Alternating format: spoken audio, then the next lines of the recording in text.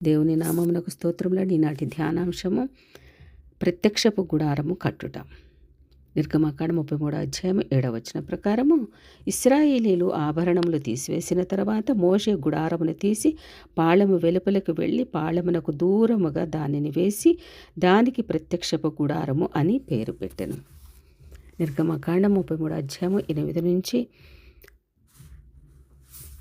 23 వచనములలో పాపపు ప్రజల నుండి వేరు చేయబడిన గుడారంలో దేవుని సన్నిధి ఉన్నది. దేవుడు మోషేతో అక్కడ ముఖాముఖిగా మాట్లాడినాడు. మోషే ఆ గుడారంనకు వెళ్ళినప్పుడు బయటకు వచ్చినప్పుడు ప్రజలందరూ తమ గుడారపు ద్వారమునందు నిలిచి నమస్కరించుచూ వచ్చారు. మోషే గుడారంలోనికి వెళ్ళినప్పుడు దేవుడు మేఘస్తంభములో నుండి మాట్లాడాడు. మేఘస్తంభమును చూచిన ప్రజలు తమ గుడారపు ద్వారము యొద్ద నమస్కరించిరి. యెహోషువ గుడారంలో ఉండి దానిలోనికి అపవిత్రమైనది ఏదియూ ప్రవేశించకుండా జాగ్రత్త వహించాడు. గుడారము లోపల స్నేహితుల వలె దేవుడు మరియు మోషే ముఖాముఖిగా మాట్లాడుకునుట విశేషము. దేవుడు మోషేను ఏర్పరచుకున్నాడు. మోషే దేవుని మాటకు విధేయుడైనాడు. అందువలన దేవుడు మోషేతో మాట్లాడుటకు ఇష్టపడి ఉండవచ్చు కదా. దేవునితో స్నేహం చేయుట మోషేకి లభించిన గొప్ప ఆధిక్యత. యేసుక్రీస్తు ప్రభుల వారు మనలను తనకు స్నేహితులుగా ఎంచాడు కదా.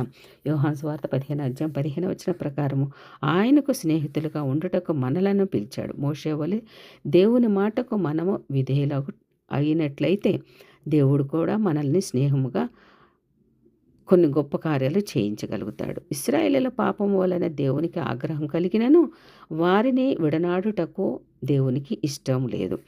మోషే దేవుని బ్రతిమలాడినప్పుడు ఆయన చేసిన వాగ్దానంను జ్ఞాపకం చేసినప్పుడు దేవుడు వస్తానని ఇశ్రాయేలీయులతో ఉంటానని మోషేతో వాగ్దానం చేయుచున్నాడు కదా. దేవుడు మాకు తోడుగా వస్తేనే నేను ఇశ్రాయేలును తోడుకొని పోతానని మోషే దేవునితో విన్నవించుచున్నాడు. దేవుడు తోడుగా రానితే నీవు పంపే ప్రదేశమునకు మేము వెళ్ళలేము, నీ మార్గమును మాకు బయలుపరిచితేనే కానీ మేము వెళ్ళలేము అని మోషే ఖచ్చితంగా తెలిపినప్పుడు దేవుడు నా సన్నిధి నీకు తోడుగా వచ్చినని వాగ్దానం చేయుచున్నాడు.